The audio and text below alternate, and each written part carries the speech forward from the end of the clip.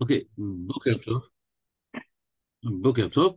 Nous allons parler maintenant dans la paracha de Shlach Lecha. Évidemment, on va parler des explorateurs et de la faute des explorateurs. Mais on va aborder cette année cet épisode des explorateurs d'une manière un petit peu différente parce que on va pas du tout essayer de comprendre quels sont les tenants et les aboutissants de la faute, c'est-à-dire qu'est-ce que la faute, d'où provient cette faute et qu'est-ce qu'elle a provoqué par la suite. Mais ce qu'on va essayer de comprendre, c'est de comprendre la psychologie, ça va être un peu ça aujourd'hui, la psychologie des explorateurs. C'est-à-dire que souvent, euh, on fait l'impasse sur le fait que les explorateurs, tout d'abord, étaient des êtres humains. Très souvent, on considère les explorateurs comme un espèce de concept, le concept des explorateurs, à tel point que on sait que dans l'histoire de la pensée juive, il y a très souvent un certain nombre de personnes qui ont accusé les autres d'être comme les explorateurs et inversement.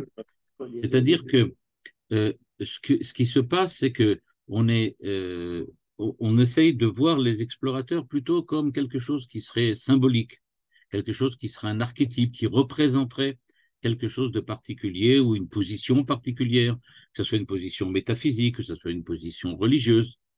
Mais ce que je voudrais essayer de faire aujourd'hui, on va voir que deux grands commentateurs actuels, contemporains, si on peut dire contemporains, parce que tous les deux sont décédés il y a pas si longtemps que ça, euh, ces deux grands commentateurs vont essayer de rentrer sur le problème de la psychologie au sens propre du terme. Qu'est-ce qui se passe dans la tête des explorateurs?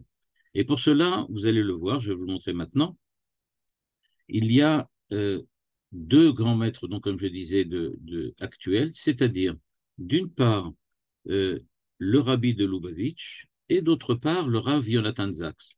Ce qui est étonnant, c'est que dans le texte que vous allez voir maintenant, c'est un texte du Rav Zaks lui-même, le Rav Yonatan Zaks, donc l'ex-grand rabbin d'Angleterre.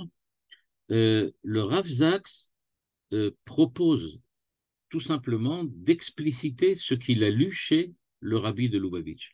C'est-à-dire que ce qu'on va voir aujourd'hui, c'est comment le rabbi de Lubavitch comprend, d'un point de vue du chassidisme, quelle était la psychologie des explorateurs et comment le Rav Zaks va essayer de retrouver chez les psychologues actuels quelque chose qui puisse nous permettre de comprendre et d'élargir ce que le rabbi de Lubavitch a dit d'un point de vue kabbalistique, d'un point de vue chassidique.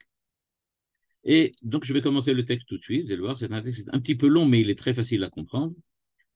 Dans ce texte, le Rav Zaks nous dit que le rabbi de Lubavitch pose une question qui est la question, peut-être on va dire, évidente. Comment se fait-il, dit le rabbi de Lubavitch, que on parle de maintenant des hommes exceptionnels, des hommes qui ne sont pas habitués, on peut dire comme ça, à être des lâches ou des pleutres, des gens qui n'ont pas peur particulièrement de quoi que ce soit. Ce sont des gens qui sont véritablement des dirigeants du peuple, puisqu'ils représentent les princes de chacune des tribus. Donc ce sont vraiment des gens qui ont l'habitude de la conduite politique, des gens qui savent qu'est-ce que ça veut dire se battre, qui savent qu'est-ce que ça veut dire lutter, et qui, quand ils étaient en Égypte, ont dû aussi aider chacun à sa manière, leur tribu, à survivre toutes aux souffrances et aux problèmes qu'il y avait en Égypte. Et donc, le rabbi Lubavitch commence par poser la question suivante. Comment se fait-il que ces hommes qui reviennent de visiter la terre d'Israël reviennent avec l'idée que tout est catastrophique? Tout est catastrophique. Comment se fait-il, dit encore le rabbi de Lubavitch, que quand ils reviennent, ils disent aux autres, franchement, on n'y arrivera pas. En gros, c'est ça qu'ils disent.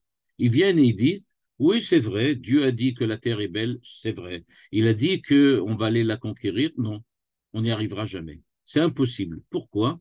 Les gens là-bas sont tellement grands, tellement forts, leur puissance militaire, leur puissance humaine est tellement grande qu'on n'a absolument aucune chance de pouvoir les battre. Or, dit le rabbi de Lubavitch, mais ça ne peut pas fonctionner. ils ont bien vu comment Dieu lui-même, alors qu'ils étaient en Égypte, c'était il y a quelques semaines, a absolument détruit l'empire égyptien pour pouvoir les sauver. Donc ça veut dire qu'ils ont vu comment Dieu les aide et comment Dieu est capable de leur donner à eux la force de lutter et de se mesurer avec l'empire le plus grand de l'époque. Il ne faut pas oublier que l'Égypte, c'était l'empire le plus grand de l'époque. Peut-être en, en, en lutte peut-être avec la Syrie à l'époque. Mais c'était le plus grand empire actuellement sur la terre d'Israël, celui qui dirigeait, on peut dire comme ça, tous les peuples qui se trouvaient dans la région. Eh bien, on a bien vu que au moment de la sortie d'Égypte avec les plaies, les enfants d'Israël ont réussi à sortir, et on a très bien vu au moment du passage de la mer Rouge comment les enfants d'Israël ont pu se battre, entre guillemets, avec les Égyptiens. Donc, il n'y a même pas de comparaison, dit le rabbi de Lubavitch, entre la puissance militaire de l'Égypte et la puissance militaire des petites tribus de Cananéens que les enfants d'Israël, que les explorateurs ont vus quand ils se sont présentés sur la terre d'Israël et qu'ils ont essayé de comprendre un petit peu ce qu'ils allaient, à quoi ils allaient se mesurer. Et donc, si déjà les enfants d'Israël devaient se mesurer avec une puissance militaire, ça serait avec l'Égypte. À ce moment-là, on pourrait comprendre que les enfants d'Israël aient pu avoir peur à un certain moment. Et effectivement, on a vu qu'ils ont eu peur quand ils ont dit comment on va faire pour se battre contre l'Égypte. Mais maintenant qu'ils ont vu comment se battre contre l'Égypte, on ne comprend même pas qu'ils se posent la question de savoir comment faire. De plus, dit le rabbi de Lubavitch, est-ce qu'on aurait déjà oublié ce qui s'est passé il y a quelques jours? En effet, les enfants d'Israël ont passé la mer Rouge. Au moment où ils ont passé la mer Rouge, voilà, vous l'avez devant vous sur les lignes 14 à 16, voilà ce que les enfants d'Israël ont chanté au moment du passage de la mer Rouge. Ils ont chanté la chose suivante. Les peuples ont entendu la sortie d'Égypte, le passage de la mer Rouge, et ils ont commencé à avoir peur. La terreur a envahi tous les habitants de Peléchet, c'est-à-dire les Pelishtim. Tous les généraux de Édom ont commencé à être terrorisés. Ceux qui étaient à Moab commençaient à trembler. Ceux qui étaient en Canaan ont complètement fondu. Et donc, quand ils disent cela, ça veut dire qu'ils sont tout à fait au courant que les Cananéens qui se trouvent actuellement en terre d'Israël ont véritablement entendu ce qui s'est passé et se sont véritablement dissolus de par leur peur. Et donc, la question est de savoir, mais comment ils en sont arrivés là? Comment est-il possible que ces enfants d'Israël, qui ont passé la mer Rouge, qui ont vu qui étaient les hommes les plus forts du peuple à l'époque, et qui ont vu la réussite d'Israël, comment est-il possible qu'ils ont pu avoir peur des Cananéens qui, soit dit en passant, nous dit le rabbi de Lubavitch, ne représentent pas du tout une menace aussi grande que celle de l'Égypte. Et donc, nous dit le rabbi de Lubavitch, il va falloir chercher la réponse à notre question tout à fait ailleurs. La réponse, nous dit le rabbi de Lubavitch, ne se trouve pas dans la description objective de la situation dans laquelle les enfants d'Israël se trouvaient. Elle se trouve profondément enfouie dans leur psychologie, dans leur manière de voir les choses. C'est pas que objectivement il y avait des raisons d'avoir peur des Cananéens, mais que c'est subjectivement que les enfants d'Israël se sont créés une peur des Cananéens. Ça ne venait pas des Cananéens, ça venait des enfants d'Israël eux-mêmes. C'est eux qui se sont terrorisés eux-mêmes. Et nous dit le rabbi de Lubavitch, et c'est ce que va développer ensuite le Rav Zaks, nous dit le rabbi de Lubavitch, c'est ce qui est devant vous à la ligne 22, Rabbi bin Lubavitch noten lahem, Atchouva chez Rabbi Lubavitch noten lahem, donc à ces questions, quelle réponse il apporte? À meraglim lo pachadu mea kishalon, elahem pachadu mea atzlacha. La réponse du Rabbi de Lubavitch est extrêmement fine. Il nous dit, il faut bien voir, ils n'ont pas peur d'échouer devant les Cananéens. Ils n'ont pas peur d'échouer devant ce que représente la menace cananéenne. Ce qu'ils ont peur, au contraire, c'est que précisément ils savent qu'ils vont, semble-t-il, réussir à surmonter cette guerre avec les Cananéens, et c'est précisément de cela qu'ils ont peur. Ils n'ont pas peur de perdre, parce que pour eux, ce qu'ils ont vu par le passé leur montre qu'il n'y a pas de raison de perdre, et qu'effectivement, il y a toutes les chances de réussir. Mais ce qui veut véritablement va leur arriver, ou qui leur est arrivé, pardon, c'est qu'ils savent que malgré le fait qu'ils ont ils sont sortis d'Égypte, pardon. Ils sont sortis d'Égypte. Ils ont de la manne, ils ont à boire, ils ont les Anané Kavod, c'est-à-dire les nuées qui les protègent. Ils sont autour du Mishkan, ils sont avec la Shrina. Eh bien, ils sont dans une situation dans laquelle il n'y a pas de raison, pense le rabbi de Lubavitch, de se mettre à se battre. Pourquoi aller faire la guerre? C'est-à-dire que, en fait, c'est pas la peur de la guerre, c'est le fait de dire, oui, on va réussir, mais alors, qu'est-ce qu'on va y gagner? Ce qui les touche dans un premier temps, c'est le fait qu'on va devoir, à partir de maintenant, penser en termes de réussite, penser en termes de victoire. Et ça nous apporte quelque chose de nouveau avec lequel on n'est peut-être pas prêt encore à se mesurer.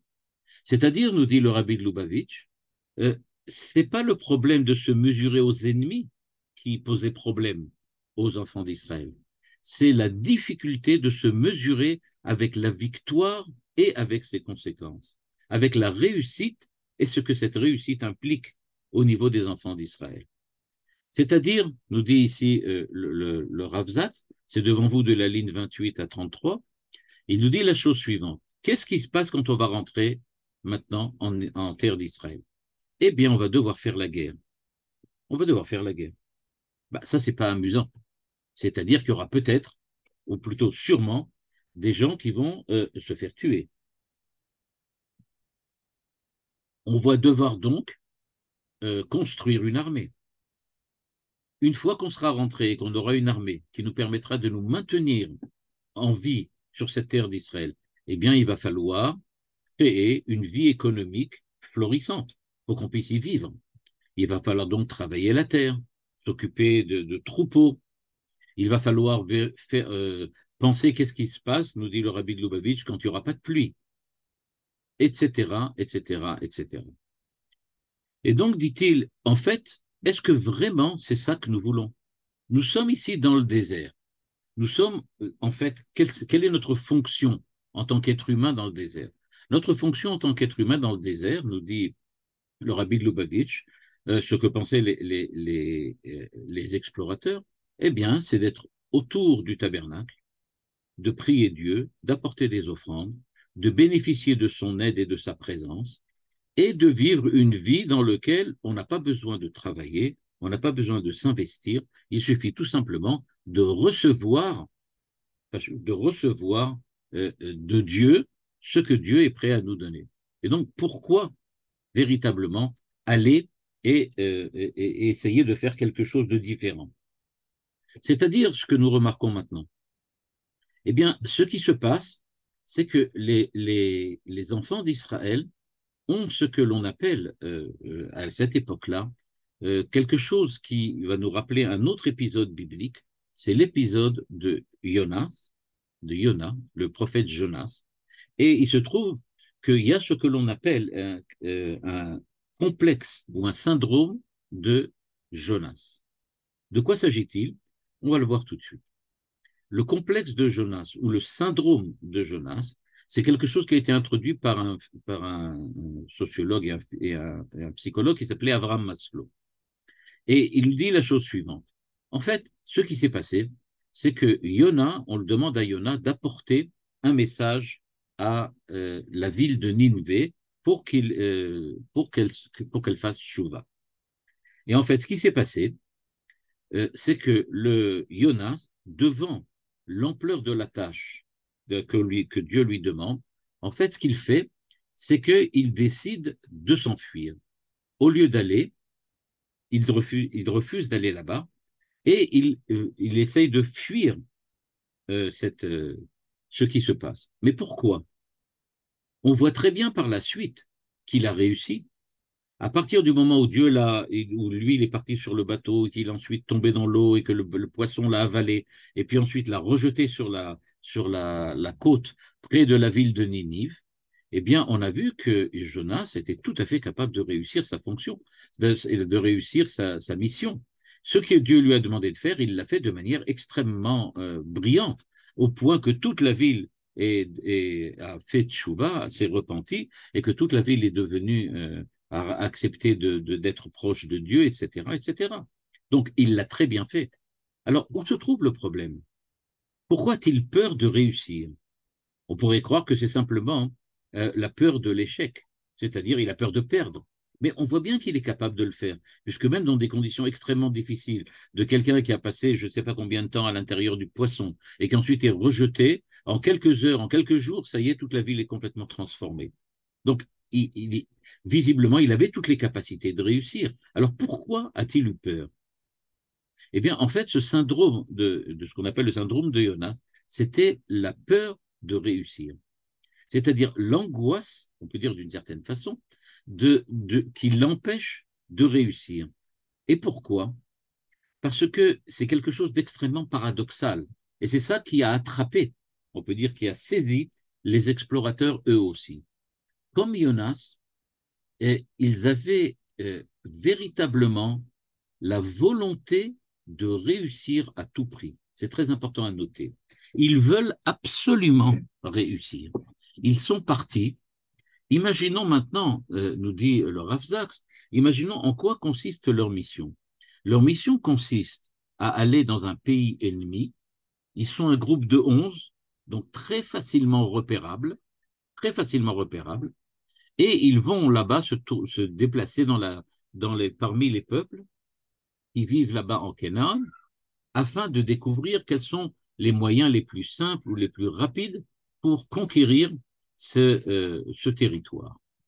Eh bien, quand ils font cela, évidemment, c'est eux qui se sont portés volontaires pour le faire, parce que, en tant que prince de chaque tribu, il était évident que c'était à eux que revenait, j'aurais pu dire, l'honneur, mais aussi la charge d'aller chercher et comprendre comment faire pour conquérir le pays. Donc, il faut bien imaginer, ils sont partis en tant que chefs de l'armée. Imaginez donc que Israël d'aujourd'hui veuille, je ne sais pas moi, aller faire de l'espionnage en Syrie, et pour ça, on va envoyer tous les chefs d'armée, c'est-à-dire les personnes les plus importantes du point de vue de l'armée, les personnes les plus responsables du point de vue de l'armée, comme groupe, faire une visite de travail en Syrie. Donc, on peut imaginer, ils vont là-bas véritablement, et c'est peut-être un peu contraire à l'habitude de ce qu'on a l'habitude, pardon, de dire, ils vont là-bas sans aucune peur. Ils vont là-bas avec l'idée que ça va réussir très facilement. Ça va réussir très facilement. Et donc, c'est pour cela qu'ils se permettent de partir comme un groupe et d'aller voir ce qui se passe de l'autre côté. Et ce n'est pas seulement un groupe, mais c'est tous les chefs militaires de l'époque qui décident de partir ensemble. C'est-à-dire qu'ils sont sûrs qu'il n'y aura absolument rien et qu'il n'y a aucune raison d'avoir peur. Et donc, ils décident de partir. Ils vont là-bas et quand ils en reviennent, ils sont terrorisés. Mais pourquoi? Qu'est-ce qui s'est passé? Qu'est-ce qui s'est passé entre-temps? Le rabbi de Lubavitch nous dit que leur problème, ce n'était pas qu'ils ont eu peur maintenant de rater, c'est-à-dire de ne pas réussir à conquérir. Pour eux, rien n'a changé. Ils ont toujours la même puissance et ils ont toujours la même, j'aurais pu dire, les mêmes qualités. Mais ce qui leur manque maintenant, c'est que eux ne sont plus là. Et donc c'est paradoxal. D'un côté, ils veulent absolument réussir. C'est pour ça ils en sont persuadés qu'ils vont réussir. Mais d'un autre côté, ils ont très peur que ça arrive. C'est-à-dire, on veut réussir, mais en fait, on ne veut pas. Et tout le problème vient précisément de cela. Donc, ils vont fuir leurs responsabilités. Pourquoi? Parce que à la fois, ils ont peur de réussir et d'un autre côté, ils ont peur d'échouer. C'est-à-dire, ils veulent absolument réussir. Donc, il est inconcevable d'échouer. Mais d'un autre côté, ils veulent absolument réussir, mais ils ne veulent pas non plus réussir. Et donc, c'est cette ambiguïté de leur comportement, on peut dire de leur psychologie, qui a fait la catastrophe des 40 ans des enfants d'Israël dans le désert. Ce fait de ne pas être sûr, d'avoir envie de réussir quand on veut vraiment réussir, mais qu'on veut pas, on n'est pas sûr qu'on le veut vraiment. En fait, qu'est-ce que ça veut dire? Ça veut dire que cette peur de réussir, c'est que on veut absolument atteindre nos objectifs, réaliser ce que l'on a envie de réaliser, on peut dire le rêve des enfants d'Israël, c'est rentrer en Terre Sainte, retourner sur la terre des patriarches, Abraham, Yitzhak et Jacob, mais d'un autre côté, on en a peur. On n'a pas envie. Il y a quelque chose qui nous gêne là-dedans. Alors, évidemment, la première chose qui vient à l'esprit, évidemment, c'est que ce dont les enfants d'Israël ont peur, c'est précisément du changement. C'est-à-dire, et c'est ce que ici le Rav Zaks essaye de nous expliquer ici, c'est-à-dire, ils ont peur de d'avoir à se mesurer avec une nouvelle situation. C'est-à-dire, pardon, c'est pas la peur de rater la conquête du pays, mais c'est la peur de ce qui va arriver après la conquête. Dans un cas normal, avant que j'explique plus longuement ce que dit ici le Rav Zaks pour les enfants d'Israël, j'aimerais montrer ce qui se passe, par exemple, au point de vue du quotidien, quand quelqu'un d'entre nous, par exemple, se trouve dans une situation dans laquelle il subit cette peur de la réussite. Que se passe-t-il exactement? Eh bien, tout d'abord, comme j'ai dit, il y a une peur du changement, à savoir, pardon, que ce que j'avais prévu, c'est de me battre. J'ai prévu de me battre pour obtenir quelque chose. Ce que je n'avais pas pensé, c'est qu'une fois que je l'aurai, il va falloir que je gère ce qui va se produire. C'est ce que j'ai commencé à dire quand on a lu chez le Rabbi, chez le Rabbi de Lubavitch, que les enfants d'Israël n'étaient pas du tout sûrs qu'ils ont envie de quitter leur zone de confort. Leur zone de confort, c'est on est autour du tabernacle, il y a la présence de Dieu, on mange de la manne, on est protégé par les nuées. C'est-à-dire, en fait, on est dans un cocon et est-ce qu'on a vraiment envie d'en sortir? C'est-à-dire, on n'a aucune peur d'aller conquérir le pays, c'est sûr que ça va se faire, mais est-ce que vraiment on est prêt à vivre la vie qu'il va falloir vivre une fois qu'on va devoir en sortir? Est-ce que c'est vraiment ce qu'on veut? En fait, je ne sais pas si vous l'avez déjà entendu, mais on l'entend couramment. Quand quelqu'un, par exemple, a beaucoup de succès très rapidement, cette réaction de dire, ah, vraiment, ça nous fout la trouille, ça va tellement vite. C'est-à-dire, je ne pensais pas que ça allait arriver. Par exemple, j'ai vu une fois, c'était un artiste qui disait, évidemment, j'ai fait tous les efforts pour être connu, mais maintenant tout va trop vite. Je ne sais pas vraiment, j'arrive plus à gérer. C'est plus moi qui gère ma vie, mais c'est la vie qui me gère. Et donc, on peut dire les enfants d'Israël et les explorateurs vont en fait, on va replacer dans leur situation, vont se trouver dans la situation suivante. Ils sont dans la situation dans laquelle, en quelques jours, quelques semaines, ils sont passés de l'état de aliénés, esclaves, je peux dire victimes de la dictature égyptienne à la plus grande puissance de la région. Et ça en quelques semaines. C'est-à-dire que pour eux, c'était quelque chose qui était complètement, j'aurais pu dire, aberrant. Et c'est cela leur véritable problème. C'est qu'ils disent, ça va trop vite, mais on n'est pas prêt. Jamais on va arriver à tenir. Vous vous rendez compte, il y a 8 semaines, on était des esclaves, et aujourd'hui, c'est nous qui dirigeons toute la région. On ne va jamais y arriver. On n'est pas fait pour ça. Est-ce que c'est vraiment ce qu'on veut faire? Et donc, ce qui se passe, en fait, c'est que ça ne peut pas être la réaction de l'homme courant. Ça ne peut pas être monsieur tout le monde qui va réagir de cette façon-là. Qui va réagir de cette façon-là? Précisément les dirigeants politiques, les dirigeants militaires. C'est précisément parce que les explorateurs étaient des hommes exceptionnels qu'ils pouvaient comprendre le pont qu'ils ont passé, ou j'aurais pu dire le fossé au-dessus duquel ils ont réussi à passer, et comprendre véritablement les enjeux de ce qui se trouvait devant eux. Si les explorateurs avaient été simplement 12 hommes tirés au hasard parmi les tribus, leur réaction n'aurait jamais été celle des explorateurs. C'est précisément parce que les explorateurs comprennent à la fois la politique, à la fois les enjeux militaires, les enjeux, j'aurais pu dire, économiques, qu'ils ont véritablement commencé à avoir peur, peur de la réussite.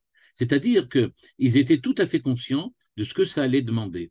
Et ils allaient donc avoir cette peur parce que ils se disent, mais en fait, si on va demander ça aux enfants d'Israël, jamais ils arriveront à le faire. Comment peuvent-ils devenir depuis 8 jours, depuis pardon 8 semaines, passés du fait qu'ils étaient des esclaves, à devenir brusquement les dirigeants politiques de la région, ou on peut dire même la plus grande puissance mondiale de l'époque? Ils n'arriveront jamais à gérer ce truc-là.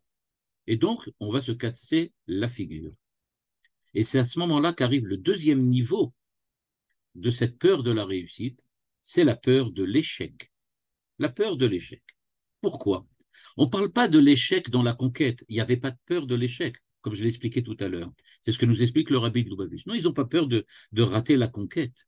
Ce qu'ils ont peur, c'est que justement, à partir du moment où maintenant j'ai connu un succès énorme, celui de la sortie d'Égypte, celui du don de la Torah, celui très proche de la conquête du pays, après un premier succès comme ça, est-ce qu'on est prêt à envisager un échec? C'est-à-dire, tant que nous étions des esclaves, bon, ben, c'est normal que des esclaves ne réussissent pas toujours à s'enfuir. C'est normal que les esclaves n'arrivent pas toujours à surmonter la puissance militaire et policière de ceux qui les contrôlent. Mais à partir du moment où nous avons réussi avec une telle force, avec une telle manière, on peut dire presque divine et miraculeuse, d'agir, eh bien, si on échoue maintenant, la catastrophe en sera beaucoup, beaucoup plus grande. Ne vaut-il pas mieux en rester à notre niveau, le niveau de l'homme simple, plutôt que de monter sur un piédestal et de ce piédestal de monter sur un trône et de ce trône de monter encore au-dessus de tout le monde et à ce moment-là s'écrouler? Peut-être vaut-il mieux, et on peut dire c'est consciemment ou inconsciemment, ne pas réussir tellement et ne pas perdre ce que l'on a déjà acquis. Il y a donc quelque chose, ce n'est pas la peur de l'échec, je ne suis pas capable, mais c'est que maintenant, on peut dire, ce qui les taraude en permanence, c'est que on va être dans une situation dans laquelle tout petit échec va être une catastrophe monumentale. C'est ça notre problème. Et donc, est-ce qu'on a véritablement envie d'en arriver là? Et donc, ce qui se passe ici, c'est que tant que les enfants d'Israël n'avaient rien à perdre, bah oui, on est des esclaves. Bon, alors effectivement, il n'y a rien à perdre, bah on se bat et on essaye de se libérer. Eh bien maintenant, on a énormément à perdre. Qu'est-ce qu'on a à perdre? Eh bien, on a à perdre la présence de Dieu parmi nous dans le tabernacle, le fait qu'on puisse servir Dieu sans s'occuper de quoi que ce soit, le fait qu'on a déjà une situation économique tout à fait stable grâce au fait que Dieu nous donne la manne, et quand on le demande, il nous donne aussi à manger de la viande et d'autres choses encore, et le fait aussi qu'en fin de compte, on est en permanence avec Dieu et qu'on est en contact avec lui de tous les points de vue. Donc, il y a énormément à perdre maintenant. Est-ce qu'on a véritablement envie de perdre tout ça? Pourquoi? Pour obtenir mieux, ce qui est la conquête de la terre. Et donc, ce qu'on peut dire, c'est que tant qu'on n'était pas célèbre, disent les explorateurs, eh bien, si on avait un échec, bon, bah, d'accord, ça passe. Mais maintenant, c'est déjà tout à fait autre chose. D'où le troisième niveau de cette peur de la réussite. C'est la peur de ce que vont dire les autres. Et on le voit très souvent, même Moshe l'utilise. C'est une peur que Moshe utilise, notamment quand Dieu dit, moi je vais détruire les enfants d'Israël. Moshe vient voir son créateur et lui dit, mais Dieu, est-ce que tu sais ce que vont dire les Égyptiens, ce que vont dire tous les peuples du monde, quand ils verront que tu as pris les enfants d'Israël, tu les as mis sur un piédestal et maintenant tu les extermines.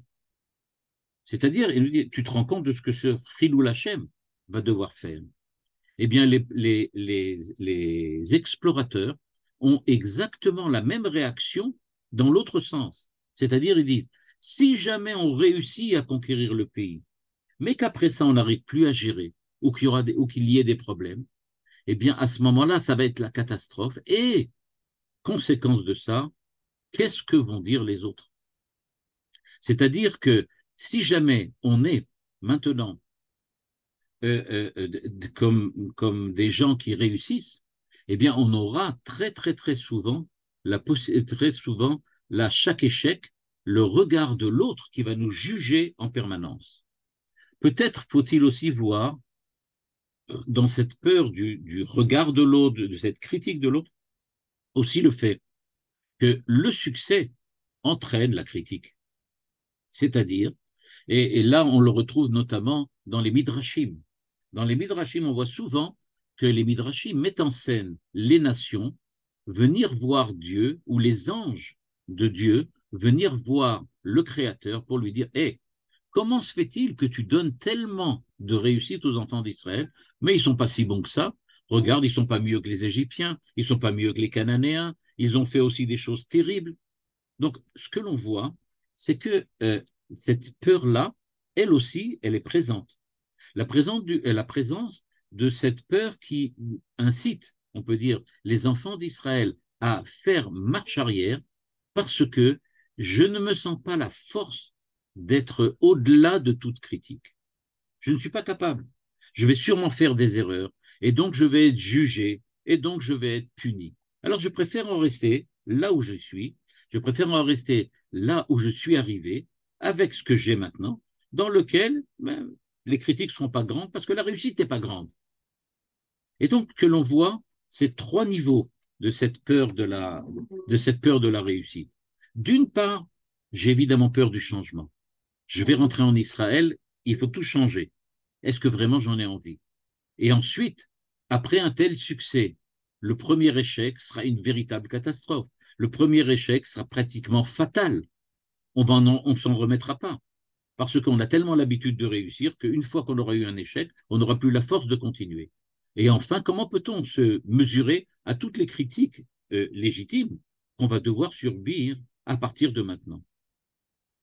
Et donc, ce qui se passe, c'est que les enfants d'Israël vont faire ce que l'on fait un petit peu dans une voiture quand on est dans un état dans lequel on est tellement, je ne sais pas moi, pris par un problème qu'on appuie en même temps sur le frein et l'accélérateur. C'est-à-dire que quand on appuie sur le frein et l'accélérateur, ce que l'on fait, c'est que la voiture ne bouge pas, mais elle s'autodétruit. Elle s'autodétruit. Parce que quand on appuie sur le frein et l'accélérateur, on fait marcher le moteur à fond, mais d'un autre côté, rien ne bouge. Donc, on abîme les freins, on abîme le moteur, on abîme tout. Eh bien, c'est ce qui se passe chez les enfants d'Israël. En fait, ils s'auto-abîment. On pourrait dire, ils se sabotent eux-mêmes, ils se détruisent eux-mêmes, ils s'auto-détruisent. C'est ce qui s'est passé. Et donc, les explorateurs reviennent, ils vont parler aux enfants d'Israël et ils vont leur dire, regardez, on va pas y aller maintenant. Non, non, c'est trop tôt. On reste paralysé. C'est ce qui s'est passé. Ils reviennent et ils disent, en fait, on a réussi. Parce qu'il faut relire ça dans le contexte des explorateurs. Quand les explorateurs reviennent, ils ramènent les fruits exceptionnels qu'ils ont trouvés sur la terre d'Israël. Ils reviennent en disant, il y avait là-bas des géants, mais ils sont tous malades, puisque le Rashi nous raconte que, d'après le Midrash, que quand les enfants d'Israël, les explorateurs sont arrivés sur la terre de Canaan, ils étaient tous malades, Et donc, ça a pu leur permettre de passer en tant que groupe sans se faire remarquer. Et en plus, parce que les gens étaient occupés à autre chose, et en plus, ils se sont rendus compte qu'ils n'auraient aucun problème pour conquérir le pays. Donc, ils reviennent en fait avec la réussite dans les mains. Ils disent aux enfants d'Israël, regardez les fruits, regardez ce qu'on a vu, ça y est, on va réussir. Mais précisément parce qu'ils vont réussir, commence cette angoisse du succès. Non, mais à ce moment-là, on est pratiquement arrivé au bout, on est pratiquement terminé, mais on est complètement paralysé. En quoi consiste cette paralysie? Eh bien, à ce qui s'est passé avec Jonas. Si vous vous rappelez bien l'histoire de Jonas, dans cette histoire, il y a quelque chose d'exceptionnel. On nous raconte que Jonas est parti, s'est enfui. Okay. Dieu demande à Jonas d'aller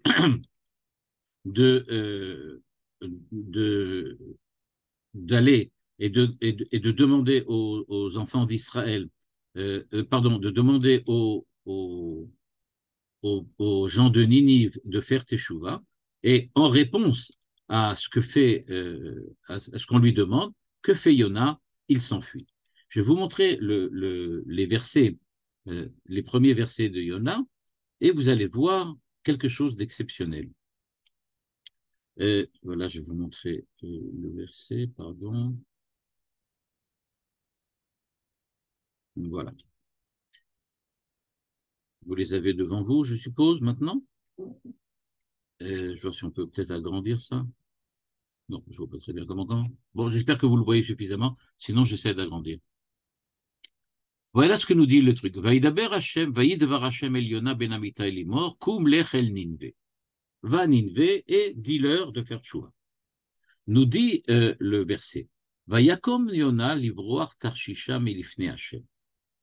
Il est parti directement à Tarshish, d'après certains commentateurs, en Espagne. C'est-à-dire qu'il a pris un bateau pour partir de la côte d'Israël, des côtes d'Israël jusqu'à l'Espagne, partir.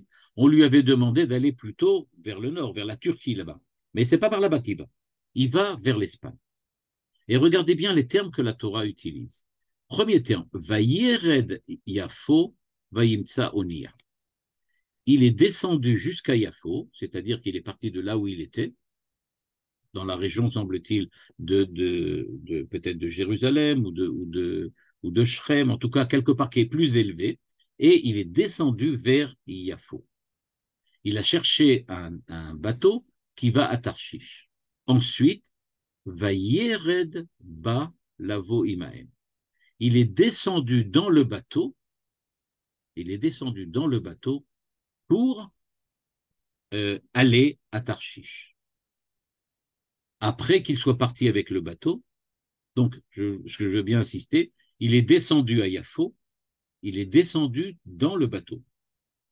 Ensuite, Dieu fait une tempête. Que fait Yona? Eh bien, Yona, Yarad el Yarkete Asfina, il est descendu dans les cales du bateau, il s'est Vayishkav, Vayeradem. Un mot qui ressemble à Vayered aussi, descendre, Vayeradem. Et il s'est endormi. À ce moment-là, on vient le voir et on lui dit qu'est-ce qui se passe? Pourquoi tu dors? Nous, on est là en train de se battre pour essayer de sauver le bateau et toi, tu es parti dormir. Et donc, qu'est-ce que leur répond Yona? Eh bien, il lui dit vous avez peut-être pas compris, mais c'est à cause de moi que ça se passe. Et donc, ce que vous devez faire, c'est que vous devez me jeter dans la mer. Et donc, du point de vue de Yona, ce qui s'est passé, c'est que Yona est descendu encore plus bas. Il est descendu au fond de l'eau. Ce que l'on remarque donc, c'est que Yona a donc fait une série de descentes, de chutes, les unes après les autres. En quoi consistait donc sa fuite?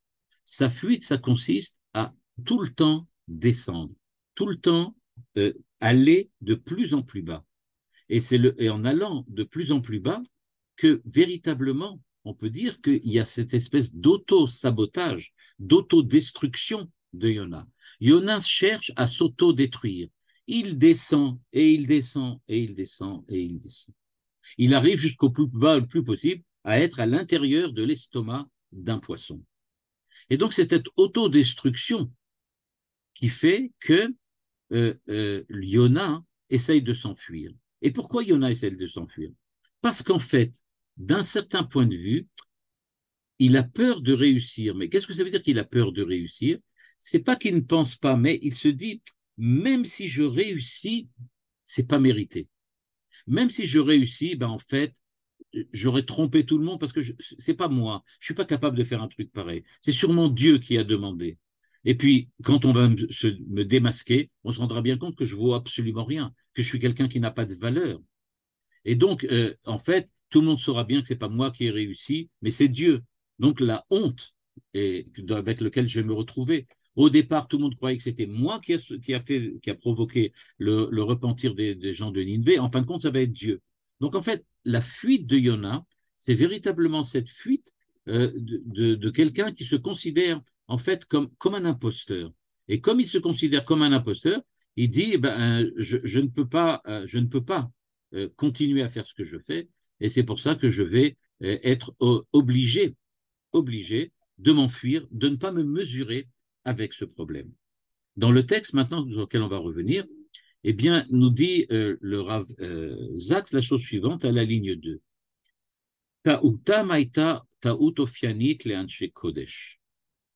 En fait, ils étaient arrivés à un très haut niveau de spiritualité.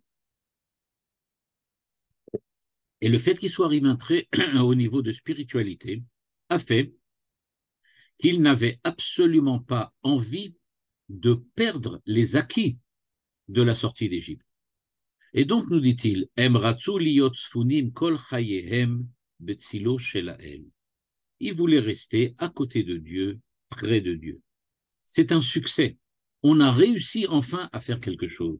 On a réussi à obtenir la présence de Dieu, et cette présence de Dieu, on a réussi à l'obtenir d'une façon tellement probante qu'on ne voit pas du tout ce qu'on pourrait gagner à faire autre chose, à aller en terre d'Israël et à commencer à s'occuper d'agriculture, d'économie et d'armée.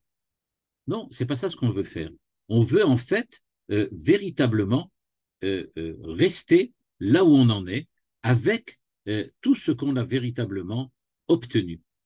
Et donc, nous dit le Rav Zaks, Ameraglim pachadu mipne ha'atzlacha, lo mipne ha'kishalon.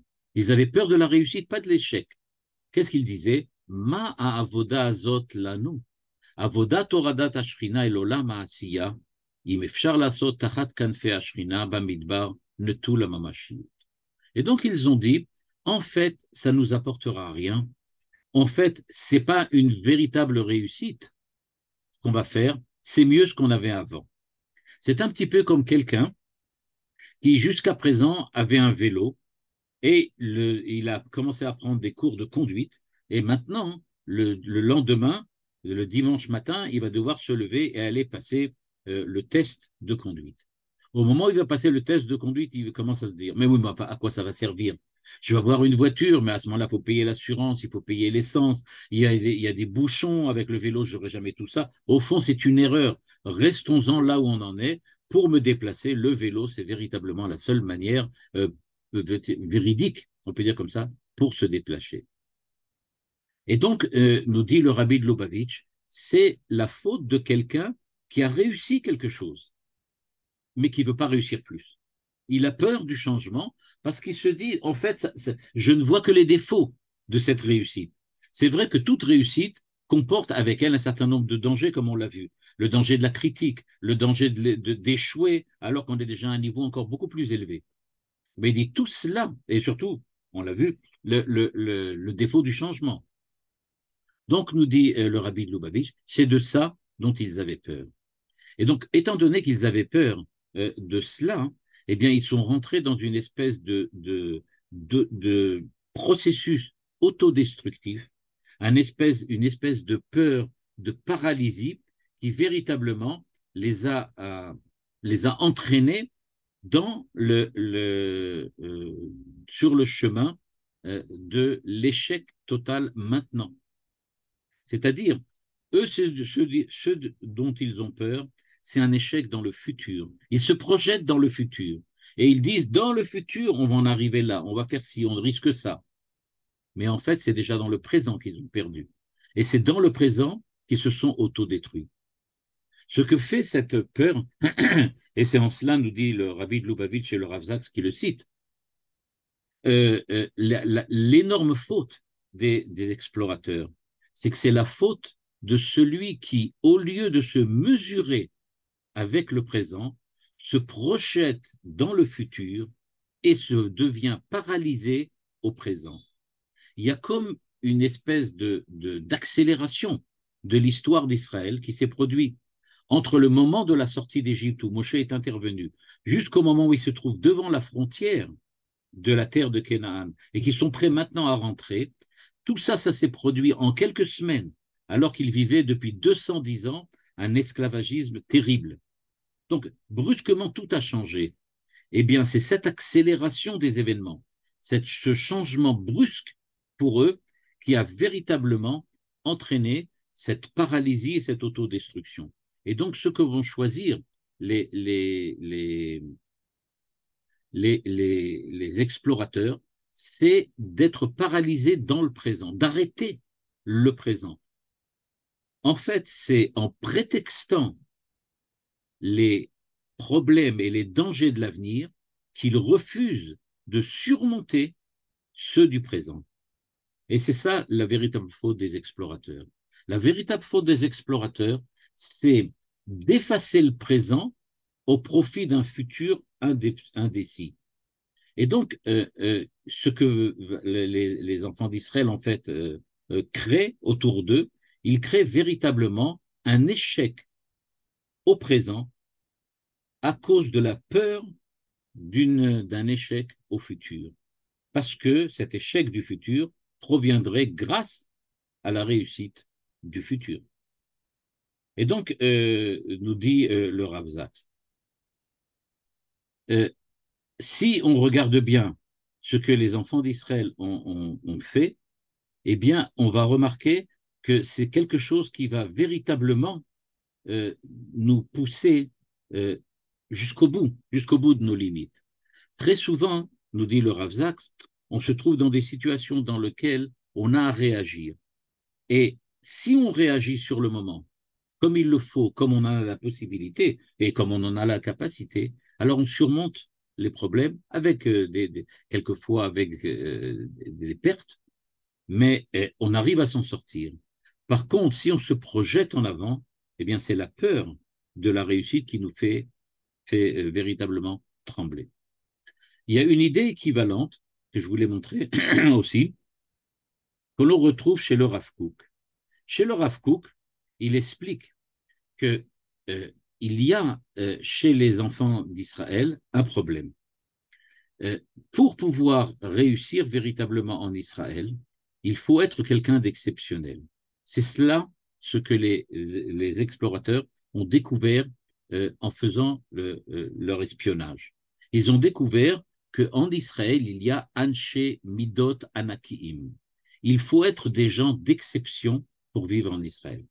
Donc là, ce n'est pas exactement la même peur que celle du Rabbi de Lubavitch et du Rav Zaks, qui nous dit c'est la peur de la réussite. Il les a entraînés sur cette voie d'autodestruction. Le Rav Kook plutôt pense que ce qui les a entraînés dans l'autodestruction, c'est le manque de confiance en eux-mêmes. C'est parallèle à ce que dit aussi le Rav Zaks. C'est aussi parallèle, c'est un manque de confiance en soi de réussir. C'est-à-dire, j'ai tellement peur de réussir, c'est-à-dire, j'ai peur de réussir et de ne pas être capable de gérer. Eh bien là, c'est un petit peu pareil, mais dans une autre dimension. Le Rav Kook nous dit, non, en fait, ce dont ils ont peur, c'est de ne pas être les gens que l'on attend qu'ils soient. Parce qu'en Israël, en terre d'Israël, tu dois être quelqu'un d'exceptionnel. Pourquoi? Parce que la terre d'Israël est une terre qui demande d'être entièrement dépendant de Dieu, c'est-à-dire être entièrement confiant en la présence de Dieu. Dans le désert, les enfants d'Israël voyaient la présence de Dieu dans le tabernacle. ils voyaient la présence de Dieu dans les miracles que leur faisait notamment en leur donnant à manger et en les protégeant. Maintenant, il va falloir faire confiance en Dieu sans voir de façon, j'aurais pu dire, tangible, Dieu nous protéger, Dieu nous donner à manger. Parce que c'est nous qui construisons notre armée et c'est nous qui faisons évoluer notre économie. Donc, c'est à nous de le faire. Mais il y a l'aide de Dieu derrière tout ça. Le fait que Dieu passe de l'avant de la scène aux coulisses, c'est ça le véritable problème, nous dit le Rav Kook. C'est qu'ils se disent, mais nous, on n'est pas capable d'être sur le devant de la scène. C'est à Dieu d'être sur le devant de la scène. Nous, on est en coulisses, on bénéficie de la présence de Dieu. Mais que nous soyons devant, jamais nous y arriverons. Eh bien, c'est ça, nous dit le Rav Kook, qui fait que les enfants d'Israël se sont fait véritablement, sont rentrés dans un état d'autodestruction. C'est ce qu'il nous dit ici dans la petite phrase que vous voyez ici à la ligne 24. Katnuta emuna verichuko shel Adam bamitor she'en beyadav leromem et ha'erech atzmi ad sheikba belibo harayon hagadol er shegdula elokit reuya lo. Il dit le fait que quelqu'un se sent petit, se sent diminué, s'autodétruit, vient du fait qu'il n'a pas la possibilité d'avoir confiance en soi, se reconnaître une véritable valeur afin de comprendre qu'il est digne de l'aide de Dieu. En fait, nous dit le Rav Kook, et comme je le disais, c'est parallèle à ce que disait le Rabbi de Lubavitch, ils ne pensent pas mériter la confiance de Dieu, et donc ils ont perdu leur confiance en eux-mêmes. Ils ne pensent pas mériter la confiance de Dieu parce qu'ils disent on n'est pas des êtres exceptionnels, on n'est pas des anshemidot, on n'est pas des anashim anakiim, on n'est pas des gens exceptionnels, on est des gens comme tout le monde. Et en tant que personne comme tout le monde, eh bien, jamais on va pouvoir véritablement être ce que Dieu attend de nous. Et puisqu'on n'est pas véritablement ce que Dieu attend de nous, eh bien, il est évident que c'est par nous, pour nous, que Dieu va agir à partir de maintenant, mais ça, on n'en est pas capable, et ça, on n'en est pas digne. Et donc, ce que font les explorateurs, c'est de dire, en fait, on est arrivé sur une voie de garage. Leur conclusion, en fait, elle est tout à fait normale quand on regarde ce qu'ils ont fait. Ce qu'ils ont fait, c'est qu'ils ont décidé que maintenant, le futur est une impossibilité. Donc, on ne peut plus revenir en arrière. On ne peut pas non plus se projeter dans le futur. Donc, qu'est-ce qu'il nous reste? Ben, rien. Parce que le présent, il n'y a rien. Et donc, ils disent, on est complètement perdu. On a fait une erreur. On a fait l'erreur de vouloir sortir. Ce qui vient confirmer ce que l'enseignement du Rabbi de Lubavitch et du Rav Zaks, c'est que, si vous le remarquez par la suite, à la suite de la faute des explorateurs, Dieu décide de punir les enfants d'Israël et il leur dit, à partir de maintenant, pendant 40 ans, vous allez tourner dans le désert jusqu'au moment où il y aura une nouvelle génération qui va apparaître. Eux rentreront en terre d'Israël, mais vous, ceux qui sont sortis d'Égypte, qui ont vécu les miracles, qui ont passé la mer Rouge, etc., vous ne pourrez pas rentrer en terre d'Israël. Vous pensez que vous n'en êtes pas digne, maintenant vous n'en êtes plus digne. Vous étiez digne, mais maintenant vous n'êtes plus. Or là, on va voir apparaître un nouvel épisode extrêmement important. C'est celui dans lequel les enfants d'Israël, en tout cas une partie des enfants d'Israël, décident de partir à la conquête du pays malgré l'interdiction divine. C'est-à-dire, comme vous le voyez bien maintenant, et comme j'ai essayé de le montrer tout à l'heure, les enfants d'Israël veulent absolument réussir. C'est-à-dire, quand Dieu leur explique, mais c'est une erreur, vous avez tout à fait la possibilité et la capacité de pouvoir conquérir le pays. Il n'y a aucun problème. Et vous saurez les gérer, et vous saurez construire une armée, et vous saurez construire une économie saine. Donc, il n'y a aucun problème. Alors, pourquoi vous avez peur? Eh bien, les enfants d'Israël le comprennent, sans aucun problème. Ils ont tout à fait compris quelle était leur erreur. Mais quand ils ont compris quelle était leur erreur, donc ils décident de partir. C'est ce que je disais tout à l'heure en disant, ils ont une confiance en eux qui était, on peut dire, déficiente au départ. Mais leur envie de réussir, c'est ça qui leur a posé le problème. Ils voulaient absolument réussir. Alors, s'ils veulent absolument réussir, ils sont obligés de faire les calculs, qu'est-ce qu'il faut pour réussir, etc. d'où ils sont arrivés à la conclusion qu'ils n'en sont pas capables. Mais, comme le dit le texte d'après, ils avaient véritablement l'envie de réussir. Et à tel point que même quand Dieu leur dit non, ils disent, mais non, on est capable de le faire même sans toi. En fin de compte, tu nous as aidés, c'est vrai, mais maintenant, on a repris confiance en nous-mêmes. On sait ce qu'on veut. Maintenant, on a véritablement compris quelle est la leçon de la sortie d'Égypte. On sait qu'en fait, c'est pas toi qui fais les choses, mais c'est nous maintenant. À partir de maintenant, c'est nous. De la même manière que quand on rentrera en terre d'Israël, ce sera à nous de résoudre les problèmes de l'économie, à nous de résoudre les problèmes de l'armée, etc., etc. Donc maintenant, déjà, on va se mettre dans une situation et on va réussir. Et là, il y a la catastrophe, rien ne va marcher et ceux qui décident de partir conquérir le pays vont se faire massacrer par les Cananéens. Donc, en fait, ce qui se passe, c'est ce manque, on peut dire comme ça, cette paralysie et cette autodestruction des enfants d'Israël qui fait qu'ils n'ont pas été capables, sur le moment, de saisir l'occasion de l'entrée. À partir du moment où ils ne sont pas capables de le faire, c'est une espèce de fanfaronnade que les enfants d'Israël disent en disant « on peut très bien réussir sans toi ». Parce qu'en fait, s'ils avaient été conscients véritablement de ce qu'ils étaient, ils auraient compris que ça aussi, c'était vraiment impossible.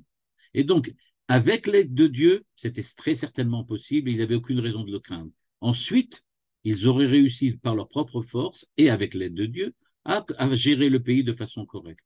Mais comme ils n'ont plus confiance en eux-mêmes, ils ont donc une espèce de dernière fanfaronnade dans laquelle ils se disent « Eh bien, ça y est, on va y aller même sans l'aide de Dieu. » Et évidemment, c'est à la catastrophe qu'ils vont arriver.